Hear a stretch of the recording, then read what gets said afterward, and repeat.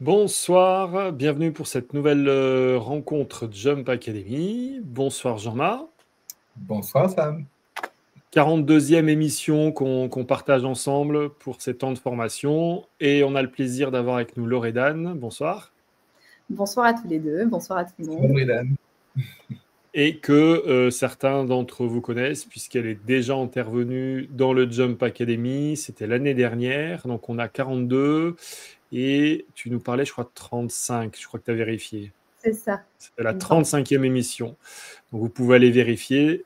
Elle est déjà intervenue et on a du plaisir à l'inviter à nouveau. Je te laisse te présenter un petit peu sur ton parcours et en particulier de formation et professionnelle qui introduira un peu le thème qu'on va partager ce soir. Tout à fait, merci. Alors, donc, moi, je suis psychologue du travail et des organisations, un diplôme que j'ai obtenu il y a un peu plus de 5 ans maintenant. Et je suis intervenue principalement dans des entreprises dans le secteur du numérique.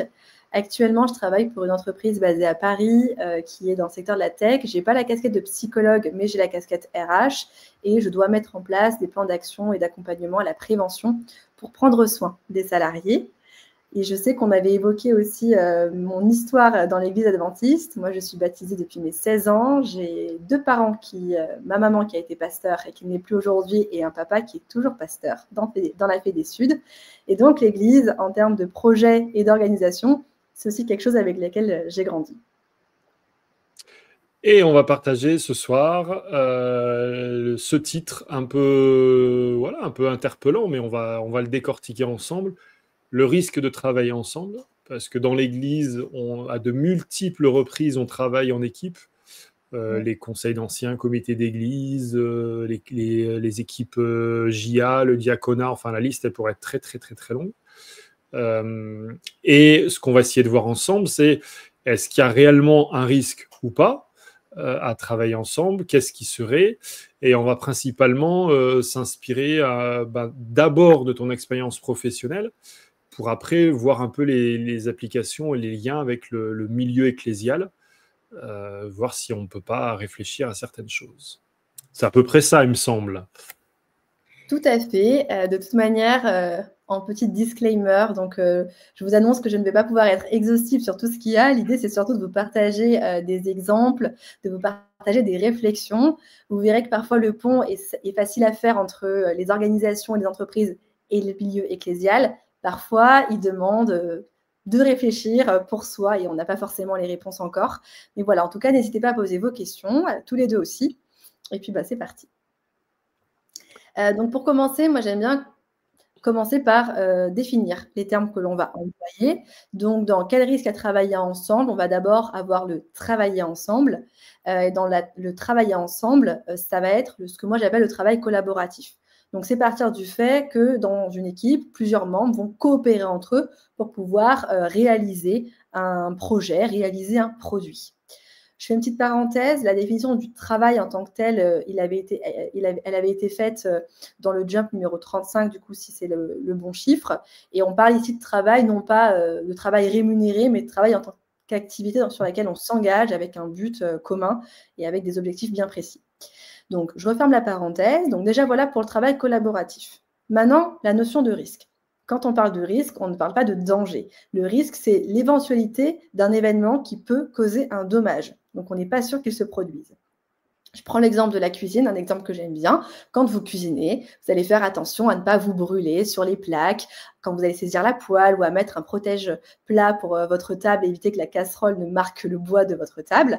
Et c'est un petit peu la même chose. En fait, quand on va travailler, ça ne veut pas forcément dire que les risques auxquels on va penser vont se produire. Néanmoins, il va falloir mettre en place tout un tas de systèmes pour pouvoir les contrôler, les maîtriser au mieux. Pour le référentiel, j'ai choisi de me baser sur le ministère du Travail, qui est donc là, je pense, quelque chose d'assez intéressant pour faire ce parallèle entre le monde de l'entreprise et le monde de l'Église. Donc, le ministère du Travail, il évoque des risques pour les travailleurs en lien avec les conditions d'emploi, les facteurs liés à l'organisation et aussi aux relations que l'on va avoir au travail. Maintenant que j'ai dit ça, quand on parle de risque dans le milieu professionnel, dans le milieu du travail, de quoi est-ce qu'on parle? Vous allez avoir en fait toute une première liste de risques en lien avec l'activité. Et donc là, ça va dépendre justement de ce à quoi vous allez être exposé. On va parler de risques liés au déplacement, aux risques biologiques, liés au bruit, au télétravail, etc. Déjà là, on va se rendre compte que quand on est pasteur, quand on est diacre ou diaconesse, quand on est animateur JA ou peu importe, on n'a pas les mêmes risques. C'est-à-dire que si vous êtes un pasteur et que vous vous déplacez très régulièrement en voiture, on va pouvoir parler de risque de déplacement. Et là, avoir peut-être des actions en termes musculo-squelettiques, posturaux. Comment est-ce que vous êtes accompagné là-dessus? Si vous êtes un animateur JA ou une animatrice JA, et ben, que vous avez envie d'aller faire découvrir aux enfants les merveilles de la nature, ça va être des risques potentiellement auxquels vous allez être confrontés. Et je ne parle pas ici de risque pour les enfants, je parle bien du risque pour la personne qui fait l'activité. Donc ça va dépendre et donc c'est à maîtriser, à contrôler selon la compréhension que l'on va avoir de l'activité. Donc plus on va comprendre une activité, plus on va les connaître, plus ça sera simple de définir les risques auxquels le travailleur va être confronté. Et ensuite, on va avoir toute une famille de risques qui, eux, ne sont pas en lien avec l'activité, mais avec le simple fait que vous avez deux êtres humains qui vont travailler ensemble. Ce sont ce qu'on appelle les risques psychosociaux, qui sont donc à la jonction entre un individu et la situation de travail. Ces risques, ils sont de trois sortes. Le stress et ce que l'on va appeler les violences dites internes et les violences dites externes. Pour commencer par le stress. Le stress, déjà, c'est simplement un déséquilibre entre les contraintes que je perçois d'une situation et les ressources que j'ai l'impression d'avoir pour y faire face. Et donc, à ce moment-là, le stress est quelque chose de très subjectif. Pour une personne, par exemple, lire un texte biblique sur la chaire à samedi matin, ça ne sera absolument pas stressant. Pour quelqu'un d'autre, ça va être très stressant. Pour un pasteur, etc., faire sa prédication ou faire un mariage ou peu importe, bah voilà, vous allez avoir des niveaux de stress très différents. Et donc ça vous met en lien avec une situation et c'est une interaction qui peut être compliquée. Et donc, potentiellement, vous pouvez avoir deux individus qui ont chacun leur baromètre de stress interne à eux, qui vont devoir travailler ensemble. Et donc ça peut aussi causer des situations intéressantes. Par contre, quand on parle de violence, là, tout de suite, on arrive sur un niveau où on va retrouver les agressions physiques ou verbales, le harcèlement sexuel ou moral. On peut retrouver aussi l'épuisement professionnel. Donc, c'est vraiment des choses qui ne se produisent que lorsque vous avez une interaction entre deux êtres humains. Quand on va parler de violences internes, ça veut simplement dire que c'est des violences qui sont faites au sein de l'organisation. Donc, dans l'Église, ça pourrait être, par exemple, des conflits ou des agressions, ou peu importe, qui se font entre un pasteur et son diaconat, et un diacre, entre un animateur JA et le responsable du ministère des Femmes, enfin, peu importe, on est dans l'organisation. Externe, ça serait quelqu'un qui va avoir une violence faite par un tiers. Donc, ça pourrait être... je ne sais pas, vous êtes à l'événementiel, à la fédération, vous devez organiser un événement, votre traiteur vous insulte, tout de suite, on est dans des violences dites externes. C'est vraiment avec des tiers. Donc voilà en tout cas pour les grandes familles de risques. Bien évidemment, il y a des spécificités, mais en tout cas, ce que vous pouvez déjà qu'on peut retenir, c'est que quand deux individus échangent ensemble, travaillent ensemble, ces risques peuvent apparaître. Je répète, ça ne veut pas dire qu'ils existent, ça veut simplement dire qu'il faut y faire attention. Donc voilà pour commencer. Donc après, sur la slide ensuite, ce que je vous propose de regarder, c'est les spécificités des individus.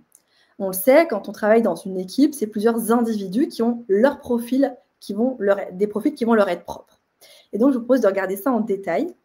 À ce moment-là, ce que vous allez pouvoir voir apparaître, ça va être différentes questions que là, on peut même se poser pour soi ou quand on doit penser un travail en équipe.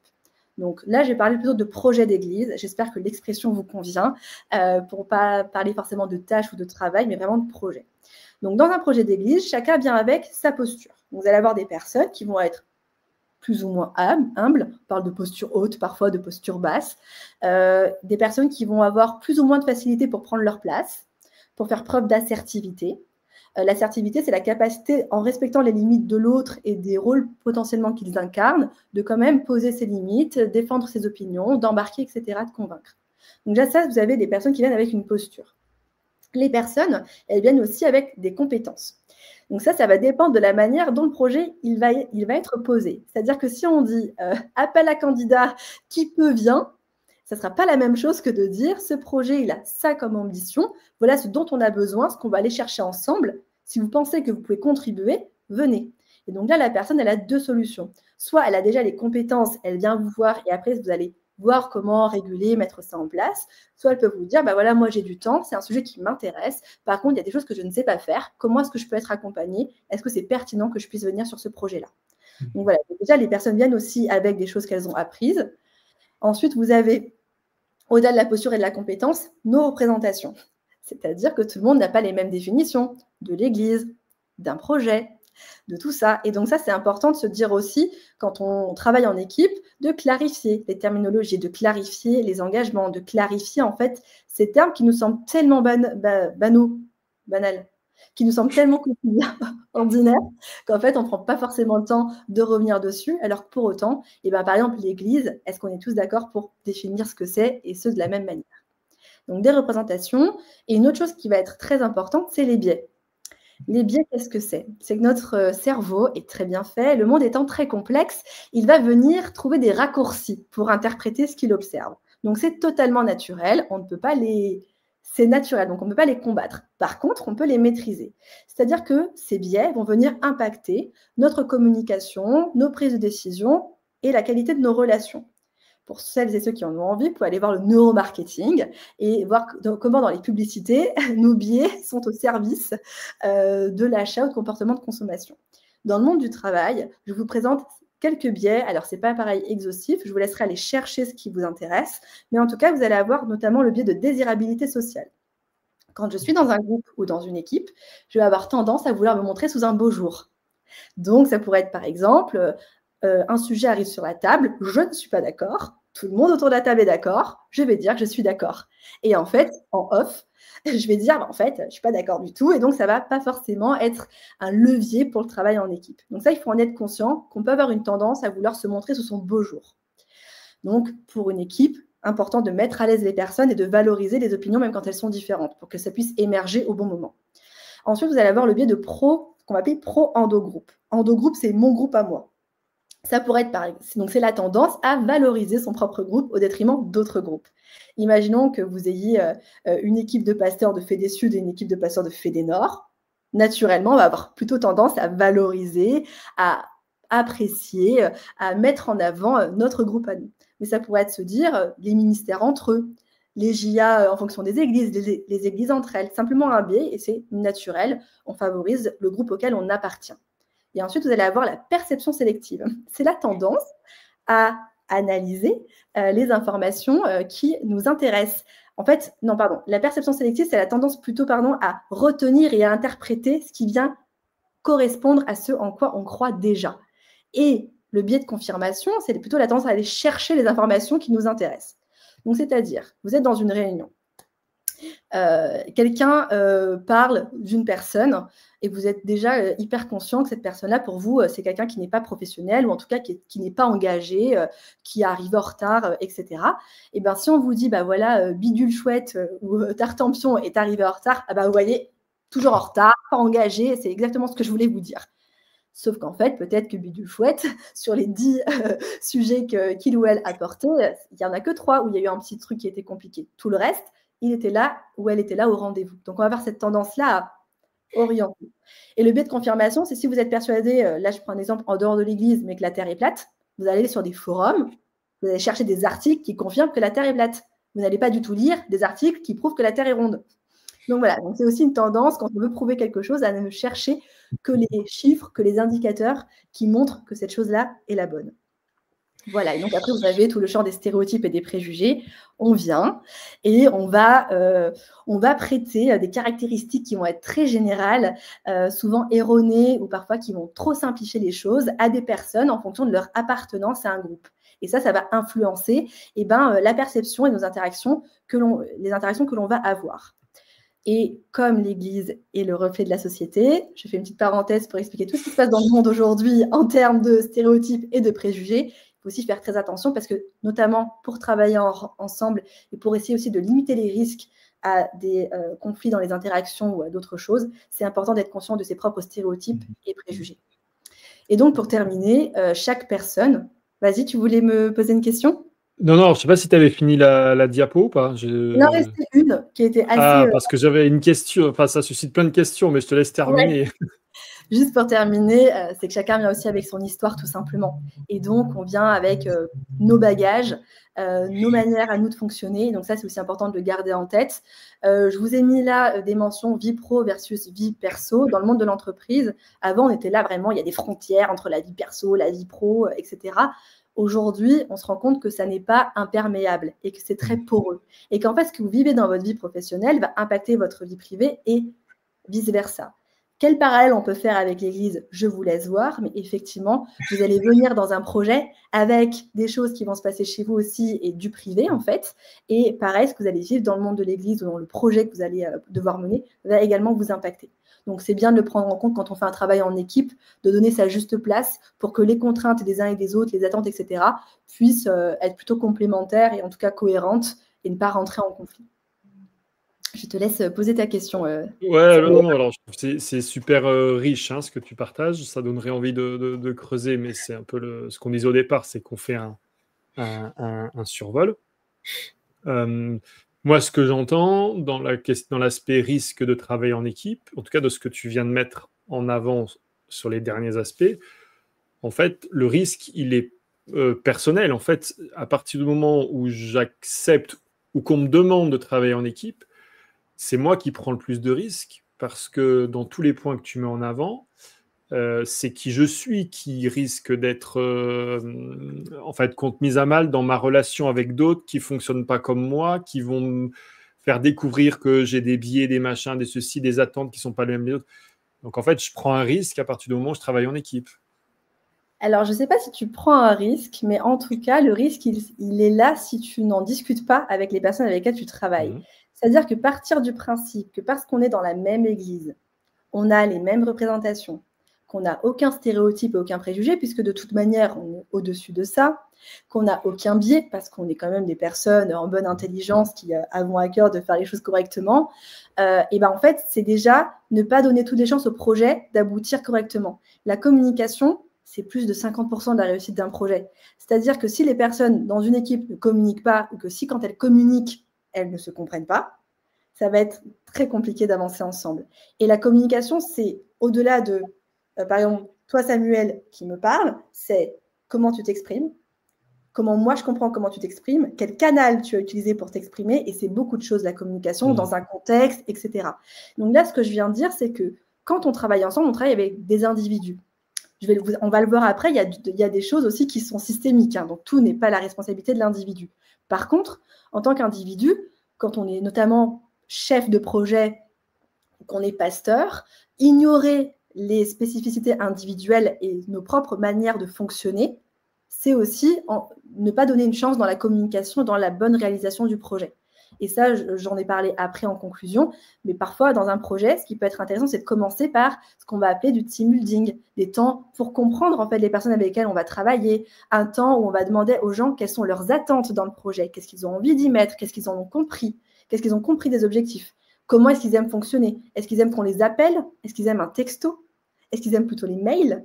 Et en fait, plus tout ça, on va le clarifier en amont, plus ça sera simple après de composer avec les différentes spécificités. Enfin, j'ai fait une répétition, mais je pense que vous m'avez compris. Tout à fait. Très bien. Donc, effectivement, il y a beaucoup de choses et encore, je n'ai pas tout dit. Mais en tout cas, si on revient sur le diaporama, pour parler maintenant plutôt des spécificités dites organisationnelles.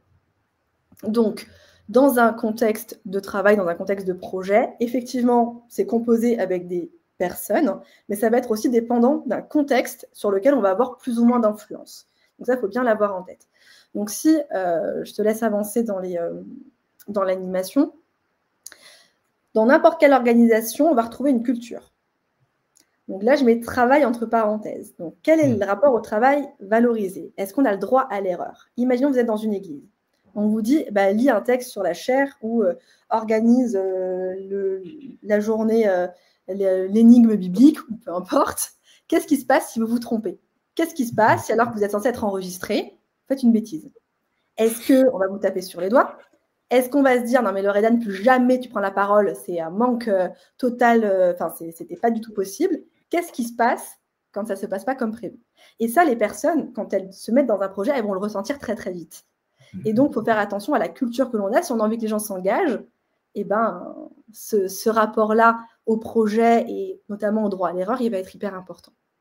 Au-delà de la culture, après, vous allez aussi avoir des rôles officiels. Les rôles officiels, c'est des rôles qui sont encadrés, parfois pour lesquels on va avoir une fiche de poste, donc pasteur, ce qu'on attend de quelqu'un qui travaille dans le diaconat, la JA, la trésorerie, etc. Ça, c'est plutôt des choses, c'est généralement posé. Ensuite, vous allez avoir les représentations. C'est pas parce que pasteur, c'est une fiche de poste que pasteur dans toutes les cultures et dans toutes les dimensions du rôle, ça va être compris de la même manière. Pour certains, on va attendre de son pasteur X ou Y chose, on va s'adresser à lui de telle ou telle manière. Pour d'autres, pas du tout. Faire son sabbat, ça veut dire quoi? Là, je pose une question. Est-ce qu'on travaille quand c'est le sabbat ou pas quand on est pasteur? Est-ce que c'est du travail? Faut pas répondre. Joker. Donc ça veut déjà dire que c'est une question aussi de positionnement et de représentation que l'on va avoir. Notamment, là en plus, quand on est pasteur, c'est en lien avec son métier, sa vocation. Je ne ferai pas de mention, mais effectivement, j'ai pu échanger aussi sur ces sujets-là et c'est vrai que ça peut faire débat. Des enjeux de diversité et d'inclusion. C'est-à-dire que c'est pareil, c'est des questions que je partage. Travailler ensemble, c'est accepter de travailler pas avec nos clones à nous. C'est-à-dire qu'on ne cherche pas à travailler avec des personnes qui nous ressemblent. Ça, en tout cas, dans le monde du travail, ça ne fonctionne pas comme ça. Dans une organisation, quand vous avez un projet, vous êtes encadré pour donner la chance à tout le monde, dès lors que vous avez les compétences, de contribuer au projet. Et donc, comme l'Église est le reflet de la société, je vous parle des différents critères de discrimination qui peuvent exister aujourd'hui. Donc, vous en avez plusieurs. Vous pourrez taper tout simplement critères de discrimination. Vous allez atterrir sur les sites officiels de l'État. Vous avez le genre, vous avez l'ethnie, vous avez l'appartenance, alors je ne vais pas dire religieuse, parce que là, dans le cas de l'Église, c'est quand même plutôt censé être homogène, mais ça peut être des divergences d'opinion sur certains sujets, peut-être bibliques. Ça peut être aussi le handicap, etc., etc. Et donc, ça, c'est aussi composé avec, et ça va dépendre dans votre organisation, dans l'Église, si je parle de l'Église ou la fédération, ou peu importe, comment ces sujets-là sont abordés, est-ce qu'ils permettent en fait un travail collaboratif dit de qualité ou propice en fait à la réussite du projet. Et ensuite, vous allez avoir, au-delà des enjeux de diversité et d'inclusion, le fait d'avoir un objectif en commun. L'entreprise, c'est assez simple, à part quand on parle d'entreprise à mission, mais une entreprise, classiquement, son but, c'est de créer de la valeur. Voilà. Et quand on est salarié, on y vient pour la rémunération, on y vient pour développer ses compétences, on y vient parce qu'on croit à la mission de l'entreprise, ça nous appartient, mais on vient pour quelque chose. Et bien, c'est pareil. L'Église, est-ce que la mission est bien comprise par tout le monde? Est-ce que c'est la même qu'une autre Église à côté? Est-ce que la fédération, est-ce que c'est des choses qui sont partagées, c'est des choses qui sont posées? Alors, je sais qu'il y avait un travail sur la vision et que c'est des choses qui existent dans nos églises. Mais voilà, en tout cas, ça, c'est des choses qui vont influencer le travail en équipe et qui peuvent, quand ça n'est pas clair, quand les rôles ne sont pas clairs, quand on n'a pas les mêmes représentations, quand il n'y a pas de politique de diversité et d'inclusion, quand la culture n'est pas propice au droit à l'erreur ou à se sentir en sécurité, et quand les objectifs ne sont pas clairs, qui là vont eux aussi faire émerger des risques. Quand on finalement quand je t'écoute, je prends conscience que au départ de tout projet ou même d'un poste dans l'Église, il faudrait voir tous ces éléments-là avant. Il faudrait donner aux personnes. Est-ce qu'il faut le faire avant ou est-ce que on commence quelque chose et petit à petit on donne des éléments? Ou bien est-ce que pour toi il y a quelque chose qui est catégorique au départ, il faut partir sur un principe et puis après, en fonction de l'évolution du projet, des entre guillemets crises qui pourraient apparaître, on y travaille. Comment est-ce que tu vois ça? Alors, déjà, moi, ce que j'aime beaucoup dans un projet, c'est la phase de cadrage. C'est qu'on ne se lance jamais dans un projet pour se lancer dans un projet. Il faut cadrer. Plus on va cadrer, et par cadrer, c'est pas contrôler. Cadrer, c'est voilà où on va, d'où émerge le besoin. Voilà pourquoi est-ce qu'on a envie de le faire, comment est-ce qu'on a envie d'y aller. Et là, on échange ensemble. Et donc, c'est tout le rôle d'un chef de projet. En fait, il faut, alors quand on est pasteur, et si on prend par exemple un pasteur qui arrive dans une église ou qui a un projet à mener, en tant que pasteur, parce qu'il est aussi cet intermédiaire entre l'institution, et plein de choses, il doit comprendre et au moins se poser les questions quand il arrive dans une nouvelle église, d'avoir cette posture-là d'observation, c'est quoi le contexte? On peut parler de politique. La politique, c'est ces jeux entre pouvoirs, entre qui existent dans des groupes, pas que dans l'Église, dans n'importe quel groupe. Vous allez avoir dès lors que vous donnez de la parole, que vous avez des rôles qui ont un peu de pouvoir, c'est hyper important. La religion, aujourd'hui, c'est quelque chose qui vient donner du sens à des choses que les personnes vont vivre. C'est quelque chose qui a une vraie place. On est au-delà de ça, la spiritualité dans le monde dans lequel on vit, on sent qu'il y a une effervescence autour de tout ça. Donc, on a une sorte, ça peut être facile d'avoir un ascendant sur des rôles qui sont importants. L'Église, ça a une vraie importance dans la vie des personnes. Donc, il peut y avoir des enjeux aussi politiques quand on arrive quelque part.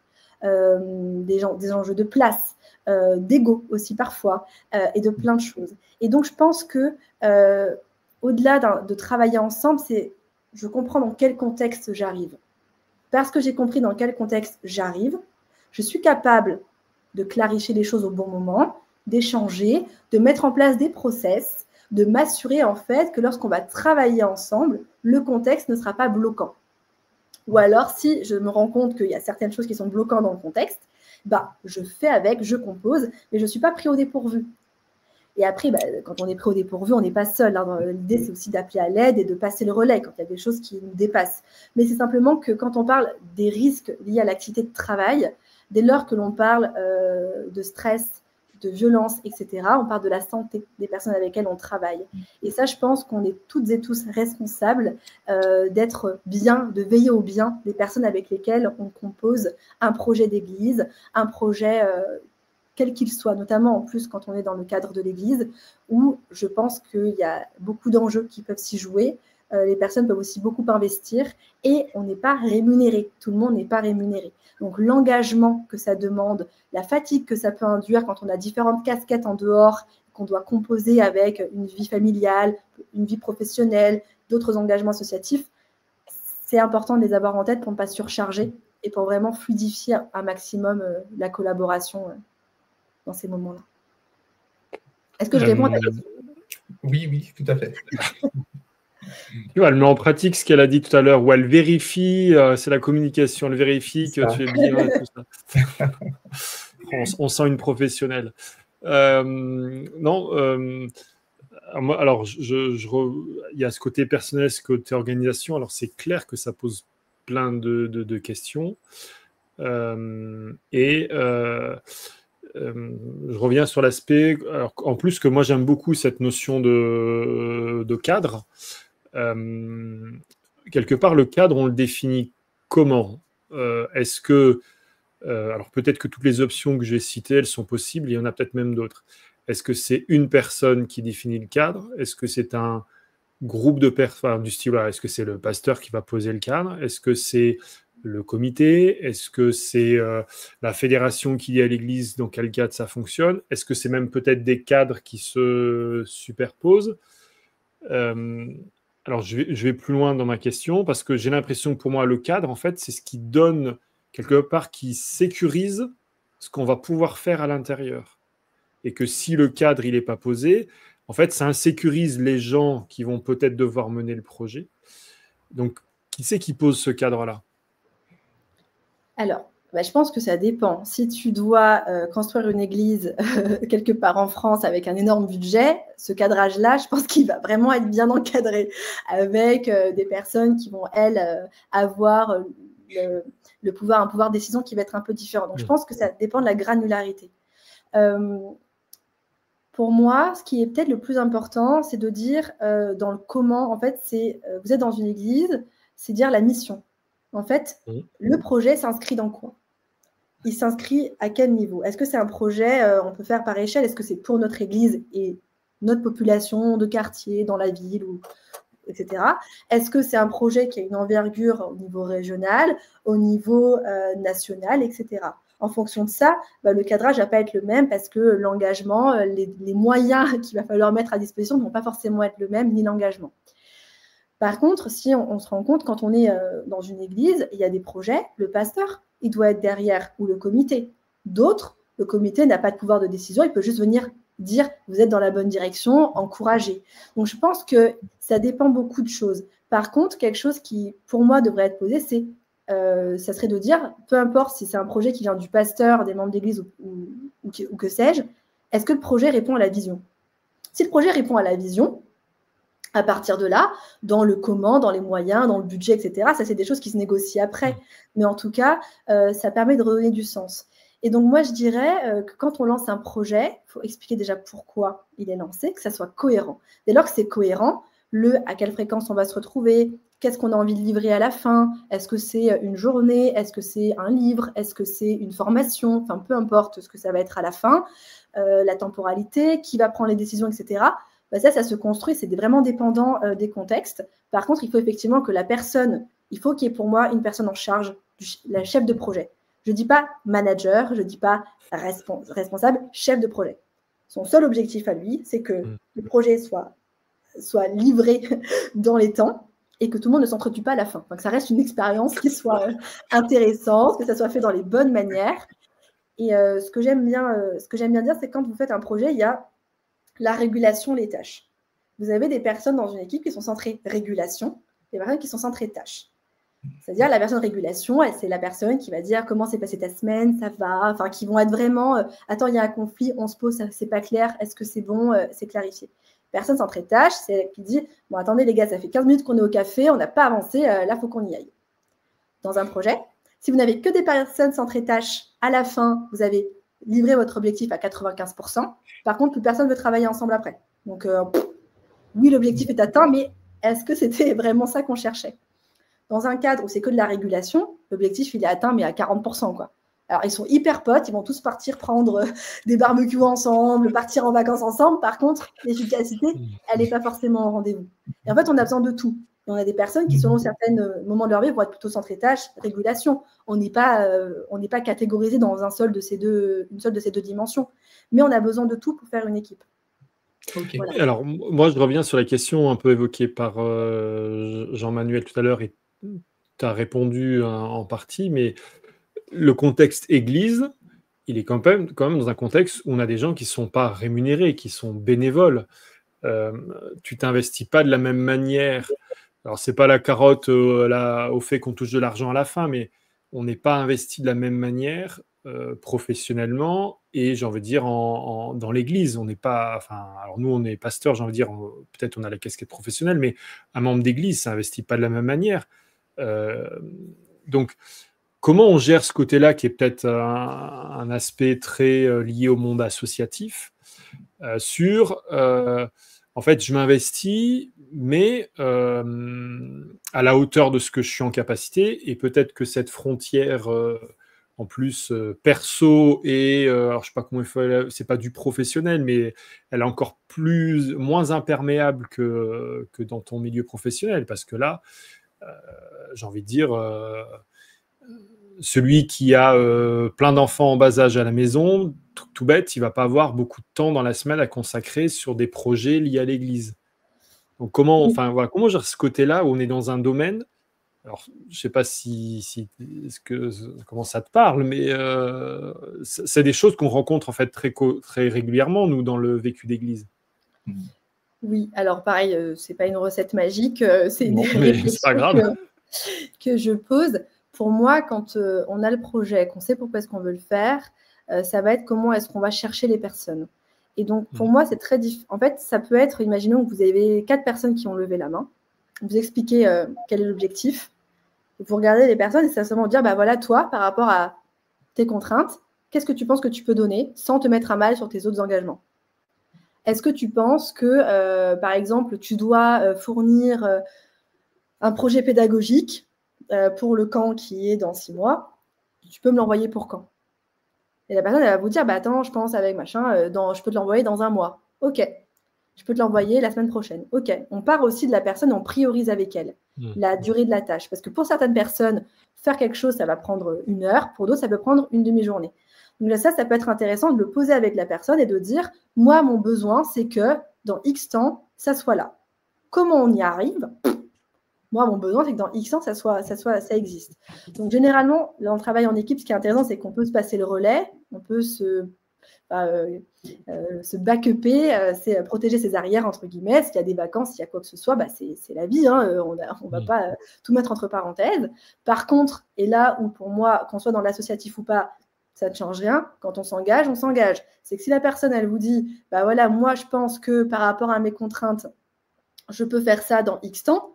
Bah, après, là, on est sur autre chose. C'est que la personne, on a pris en connaissance, on a pris en compte ses contraintes, on a écouté, on a adapté ce qui pouvait être adapté, on a fait en sorte qu'il y ait du relais si c'était trop lourd, etc. Bah, après, la personne, si elle ne respecte pas son engagement, ça, c'est un autre sujet. Donc, pour moi, ça, c'est une première chose. C'est aussi de ne pas réfléchir en mode marathon. Parfois, on demande aux personnes, notamment en début d'année, de s'engager sur un an. Mais on ne sait pas ce qui va se passer dans un an. Ça se trouve, en fait, là, on n'a pas de charge de travail. Peut-être que dans 6 mois, ça sera trop compliqué parce que justement, on n'a pas 100% de notre temps dédié à ça. Donc, ça peut être aussi de faire des temps courts, de dire, bah voilà, ce projet-là, il dure 3 mois. Qui peut s'engager sur 3 mois? Ou une fois par mois. En fait, de découper le temps en tâches intermédiaires, où en fait, là, ça va être plus simple parfois de se dire, OK, ça, je peux donner, ça, je ne peux pas donner. Et il y a des personnes qui se disent, bah, en fait, moi, je ne peux pas parce que dans l'année, c'est compliqué. Je prends mon exemple.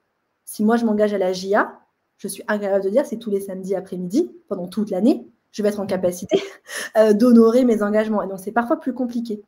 Je ne dis pas que certains postes ne le demandent pas, mais que ça peut être aussi compliqué pour les personnes de s'engager ou que le projet avance si on n'a pas de visibilité sur ces contraintes après. Donc, c'est prioriser, poser les choses avec les personnes et qu'on est bien cadré en amont ce dont on a besoin, ce qui est négociable et ce qui est non négociable.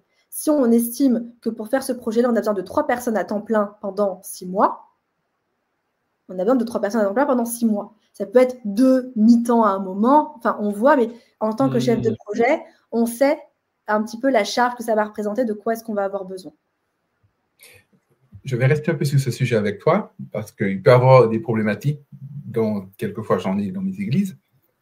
Il peut arriver effectivement qu'on a une personne qui est très engagée, très volontaire, et puis on n'arrive pas à trouver un adjoint ou un soutien. Mais d'emblée, on sait que ce sera lourd. Qu'est-ce que tu proposerais? Vas-y, ouais, tu peux répondre déjà directement. Moi, j'aime beaucoup la matrice d'Eisenhower, urgent, important. Si la personne, elle est surchargée, hop, on enlève. Si ton périmètre, il faut 2 personnes, ben, on va revoir le périmètre pour que ça corresponde à une seule personne. Et on dépriorise. C'est-à-dire qu'on se dit aujourd'hui, qu'est-ce qui est urgent et important? Il y a des choses qui sont urgentes, mais qui ne sont pas importantes. Et en fait, c'est un peu comme on dit dans le monde de l'entreprise, un nice to have. Si on l'a, c'est sympa. Mais ce n'est pas ce dont on a le plus besoin. Et donc, c'est de se poser, de se dire, OK, aujourd'hui, oui, tu as 1000 projets en tête, tu pourrais être dans 1000 directions, stop. Donc là, c'est du management au sens de gestion. C'est le projet d'église, c'est ça. L'objectif de ce projet-là, de ton rôle à toi, c'est ça. Et ben, on va définir peut-être 3 tâches, 3 objectifs dans l'année. Si on les atteint, on est content. Si on arrive à les atteindre et qu'après, tu as encore de la bande passante, on va aller chercher les autres sujets. Mais là, on ne te met pas en risque d'épuisement. Tout à fait. Et donc, si on a quelqu'un avec toi, on peut y aller. Donc, voilà, pour moi, il faut vraiment, on repriorise. On place des objectifs, on se dit, et la matrice d'Eisenhower, c'est dans les slides à la fin, c'est vraiment se dire, il y a des choses au quotidien qui sont urgentes, mais pas importantes. Il y a des choses qui sont importantes, mais pas urgentes. Il y a des choses qui sont ni urgentes ni importantes. Bon, bah, celles-là, elles sortent de l'agenda. Et il y a des choses qui sont urgentes et importantes, et c'est celles-là qu'on peut notamment prioriser. Alors, c'est très intéressant ce que tu dis, parce que moi, quand je vois le sujet lequel je parle moi, après, c'est le regard de l'Église. C'est quelque chose qu'il faut encore gérer, parce qu'elle a tendance à croire que finalement, soit on s'est trompé, et donc en tout terme, on n'a pas le droit de se tromper, ou soit la personne, on a fait confiance à la mauvaise personne, et des fois non. Ça arrive qu'il y a un incident qui arrive en parcours, mais que simplement la personne était seule et qu'elle avait, dès le départ, il y avait un besoin d'aide, mais qu'on n'a pas trouvé.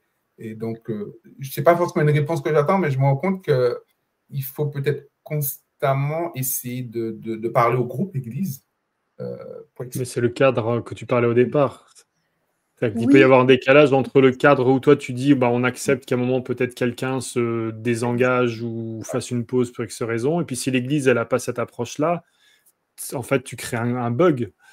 Ouais. Et c'est aussi tout simplement de le dire à haute voix, bah voilà, aujourd'hui un tel portait ce sujet-là, va y avoir une pause. Il peut y avoir un temps de passation si quelqu'un ici serait partant pour récupérer le projet. Et si vous estimez qu'il y a des choses qui étaient importantes et qui étaient tenues par cette personne-là et qui vous semblent importantes à pérenniser, venez nous voir. On va réfléchir comment est-ce qu'on peut le faire. Mais aujourd'hui, ça n'est plus possible de le maintenir. Et en fin de compte, ça responsabilise aussi. C'est-à-dire que ça responsabilise. Après, honnêtement, il y a aussi une responsabilité individuelle. Pourquoi je ne passe pas le relais? Il y a aussi des personnes qui demandent de l'aide un peu trop tard. Donc, c'est aussi de se dire, personne n'est Superwoman ou Superman. Pour moi, quelqu'un qui ne demande pas de l'aide et qui est sous l'eau, c'est quelqu'un qui n'est pas efficace. C'est-à-dire que pour moi, quelqu'un qui n'est pas en capacité de dire, ça, j'en suis capable, ça, je suis en difficulté, et ça va être compliqué, en termes d'efficacité pour le collectif, c'est pas bon. Et ça, pour moi, c'est la grande différence entre quelqu'un qui va être senior et quelqu'un qui va être junior. Un junior, il ne sait pas ce qu'il maîtrise, donc il va aller un peu partout. Et c'est pas grave, on est tous juniors à un moment donné. Moi, je suis junior aujourd'hui sur les sujets. Ma manager, là, dans ma boîte, elle m'entendrait parler, elle me dirait, non, mais Loredane, t'es en plein dedans. Et par contre, quand on est senior, on sait dire, ça, je peux gérer, ça, je sais pas faire. Et donc, parce que je sais ce que je peux gérer, ce que je sais pas faire, je sais lever la main et dire, bah là, j'ai besoin d'aide. Donc, pour moi, dans ce type de situation, c'est le suivi qui va être hyper important. C'est-à-dire que je sais, par exemple, en tant que pasteur, ou si c'est un autre fonctionnement, que telle et telle personne sont sur des sujets. Ah, attends, contexte, parce que j'ai un rituel avec elles, que peut-être qu'une fois tous les 15 jours, je me pose, je vois où elles en sont. Elles peuvent me dire qu'elles sont sous l'eau, que là c'est compliqué, qu'il y a des choses aussi côté perso qui commencent à s'accumuler. Je peux anticiper, être à la fois une oreille attentive, penser une passation nécessaire s'il y a un moment donné, il y a besoin, ou dire stop. Et dire parfois à la personne, là c'est bon, tu lâches. Ta santé avant tout. Là, tu stresses parce que tu n'as pas fait ça, tu y penses, tu culpabilises, etc. Stop. C'est pas sain. C'est pas grave. On va trouver d'autres solutions. Donc, pour moi, quand on est chef de projet et qu'on a quelque chose comme ça qui se passe dans notre équipe, c'est le suivi. Parce qu'on est dans la relation et que la personne nous fait confiance et qu'on lui laisse l'espace de dire aussi qu'elle est vulnérable et que là, elle ne sait pas faire et que c'est accueilli. Et bien, à ce moment-là, ça peut être aussi un levier pour l'accompagner au mieux. Pour aussi aller un peu plus loin, parce que je sais que tu as d'autres choses derrière. J'ai partagé tout à l'heure rapidement l'histoire des priorités, là, si certains ont vu.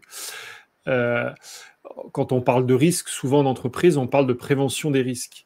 Ouais. Donc là, en fait, on va mettre quoi en place pour prévenir les risques? Alors, moi, comme ça, j'aurais tendance à dire, de ce que tu nous dis, en fait, il va falloir trouver comment chacun d'entre nous prend conscience. Alors, je parle soit individuellement, soit collectivement, de tous ces mécanismes, de comment en fait moi je fonctionne ou comment nous on fonctionne en groupe. Et j'ai envie de dire, ça c'est un truc, c'est énorme.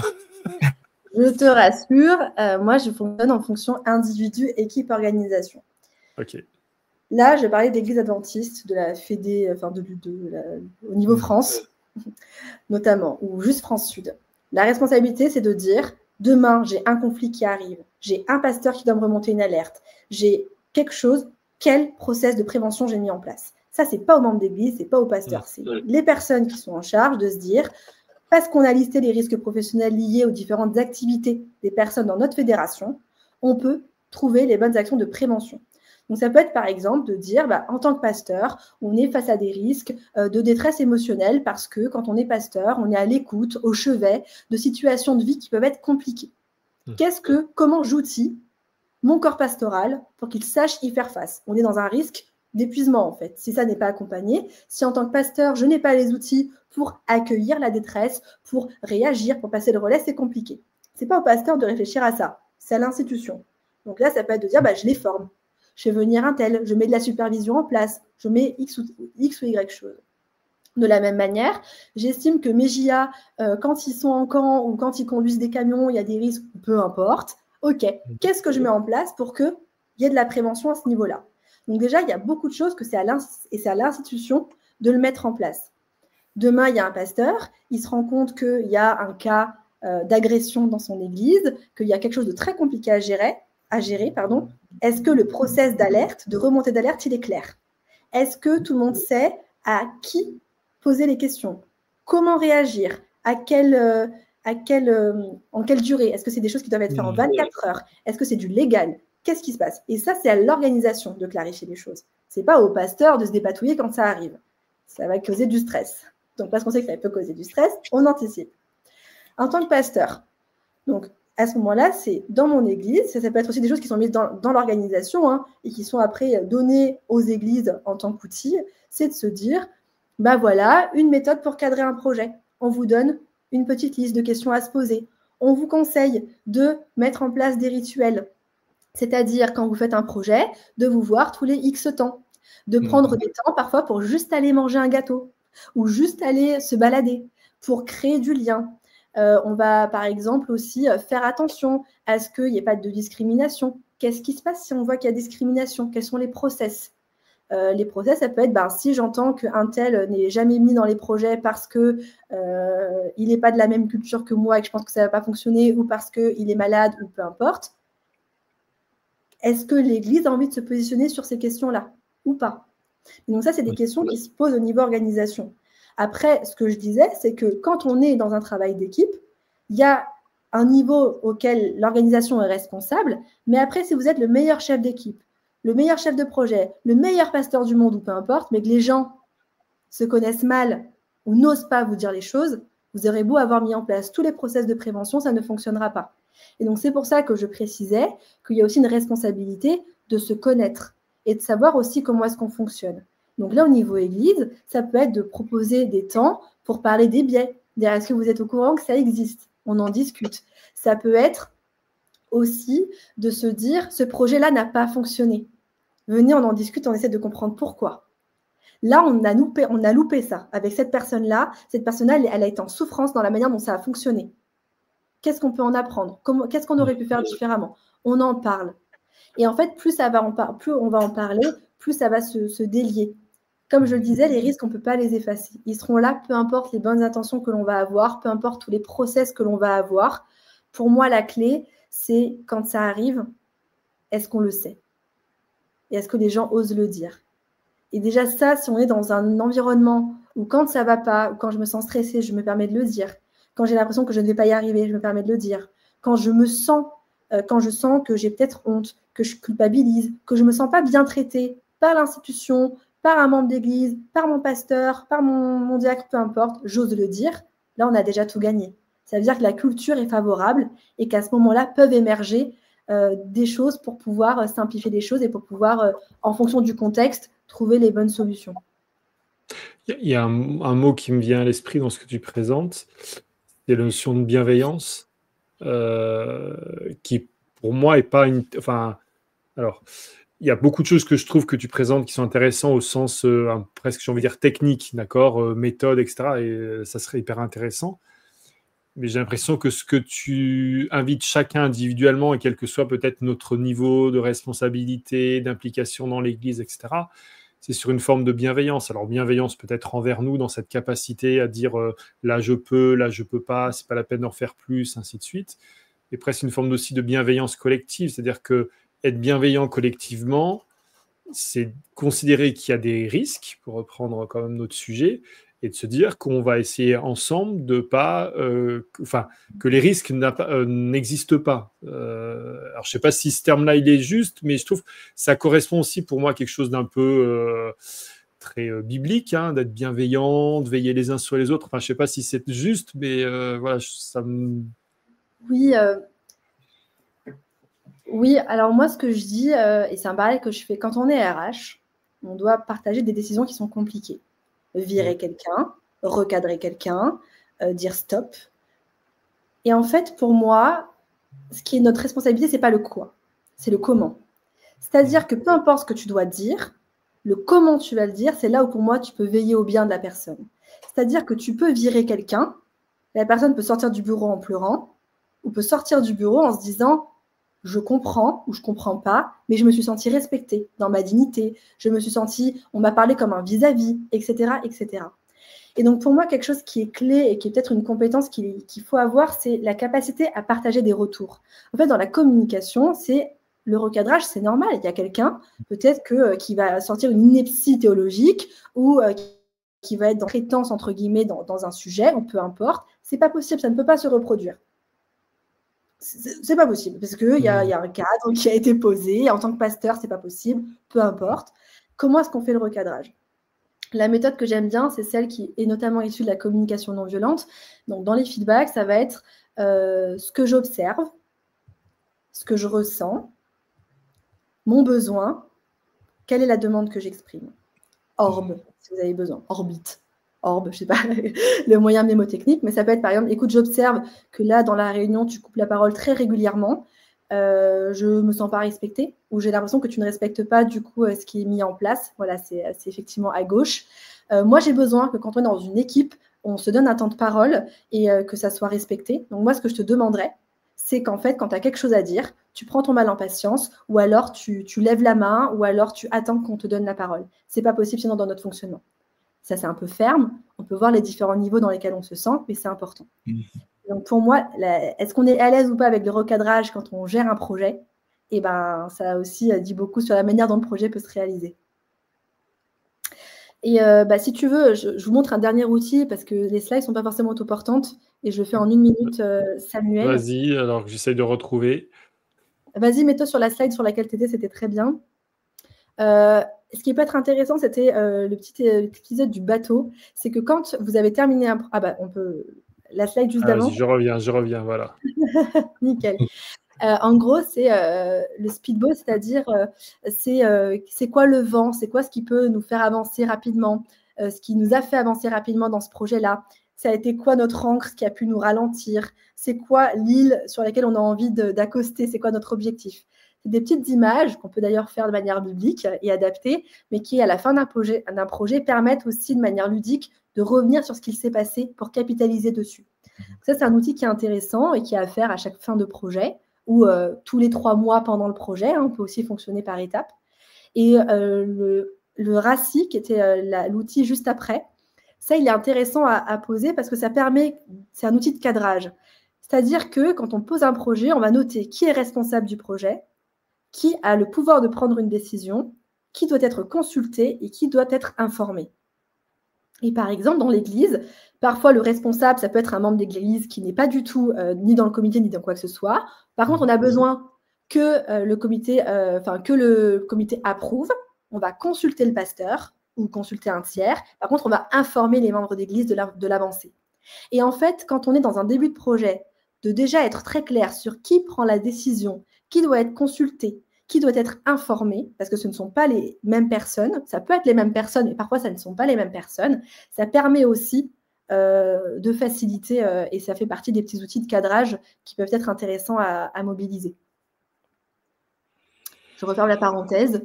Je vois qu'il nous reste quelques minutes, donc je ne sais pas si... Oui. Alors, pour les personnes qui nous suivent, on mettra à disposition le montage, donc à la fois ce que tu nous as présenté, plus il y a aussi d'autres ressources. Vous trouverez même à la fin une bibliographie, etc., avec quelques outils. En tout cas, voilà. Donc, et comme on l'avait dit au départ, on pose quelques éléments, ça crée de la frustration, mais je pense que c'est de la bonne frustration qui nous donne envie d'aller plus loin aussi. Donc, non, je pense que c'est très riche et en plus, ça touche plein de choses. Tu vois, quand tout à l'heure tu nous présentes sur le côté très personnel, pour moi, et tu l'as évoqué aussi sur la notion junior-senior, en fait, ça nous oblige à nous connaître. Et ça, l'apprentissage de nos domaines de compétences, de même estimer parfois le temps qu'on va mettre dans une tâche. Alors, je le vois même moi en tant que pasteur, il y a des fois des choses, c'est hyper difficile de jauger. Tiens, je vais me lancer dans telle tâche, ça va me prendre combien de temps? Tu estimes que ça va te prendre 1 heure, et puis en fait, au bout d'1 heure, tu en as fait... tu sais que tu en auras besoin de 3 supplémentaires. Et tout ça, ça s'apprend avec de l'expérience, en faisant, en expérimentant. En fait, il faut prendre le risque de tester, pour reprendre de nouveau cette notion de risque. Enfin, je trouve que c'est super riche. Voilà. Et ce que tu dis est important, c'est que quand on est dans un projet, si les personnes ont déjà fait le projet, ce n'est pas le même temps. C'est-à-dire que quand quelqu'un est nouveau sur un sujet, il faut bien calculer le temps de montée en compétence et ne pas partir du principe que la personne va être opérationnelle dès les premiers temps. On a un temps de passation et de montée en compétence qui est hyper important à avoir, et pour ne pas se surcharger, il faut bien le calculer au départ. Tout à l'heure, ça m'a parlé de la bienveillance et je me rends compte que c'est vraiment un élément important. Et toi, tu as mis l'accent sur un élément qui me parle beaucoup parce que quand on fait des préparations en mariage, par exemple, la question de la communication. Et on se rend compte vraiment que c'est une clé, hein, Oui. communiquer sur comment on vit les choses. Et en tout cas, je vois déjà des aspects peut-être à retravailler dans les églises, dans les comités, parce que quelquefois, il peut manquer de communication et finalement, j'ai envie de dire que le risque, il est là, mais le risque n'est pas forcément un problème. C'est peut-être même une opportunité d'aller plus loin. Et il faut juste communiquer. Tout à fait. Et la communication, je te rejoins, elle est hyper importante. Et quand on parle de travail, il ne faut pas oublier que la personne n'est pas sa fonction. Et on a beaucoup de mal. Et en fait, c'est aussi de... Parfois, on doit prendre des décisions par rapport à une fonction. Ouais. Il y a une attente qui est là-dessus. Et ce n'est pas forcément simple. Enfin, cadrer une équipe, recadrer, bien communiquer, ça s'apprend, en fait. Ce n'est pas des choses qui sont innées. Et on ne peut pas partir du principe que parce que tu prends la fonction, tu as totalement pris les compétences aussi qui vont avec derrière. Et donc, ouais, dans les risques, si je reprends l'exemple de la cuisine, dans notre église, on va cuisiner, on est là pour faire des bons plats. En plus, Jésus aimait bien cette thématique-là du repas. C'est important de pouvoir manger ensemble. Par contre, dans la préparation et dans la manière dont on se met à table, faisons attention à ne pas nous brûler. Et je pense qu'on a beaucoup d'outils pour ne pas se brûler, mais que ça reste quand même un risque. Donc, il faut y faire attention. Et bien, sur cette belle parabole je pense que c'est une belle conclusion. Ça donne presque envie d'aller manger maintenant, de préparer un petit plat. Donc, en tout cas, merci beaucoup, Loredane, pour ce que tu nous as partagé. J'ai presque envie de dire, c'est comme la dernière fois, tu as ouvert tellement de portes qu'il est possible qu'on te ressollicite, parce que je pense qu'il y a aussi des choses intéressantes. Et puis même si, voilà, on l'a déjà évoqué, l'Église n'est pas une entreprise, il y a des mécanismes qui sont en fait des mécanismes, j'ai envie de dire, de groupe ou humains, qu'on retrouve dans l'Église, qu'on le veuille ou non. Donc ça, c'est hyper intéressant. Donc en tout cas, merci beaucoup. Merci en tout cas aussi pour ceux qui nous ont suivis. Et ça va être la pause estivale, hein, puisqu'on est au mois de juin. Donc on va se retrouver à la rentrée pour une nouvelle saison de Jump Academy. Le programme est en cours de préparation, donc on ne vous en dit pas plus, mais vous serez mis au courant. Encore merci Loredane. À bientôt Jean-Marc. À bientôt. Merci Loredane. Et belle soirée. Au revoir. Au revoir. Allez, au revoir.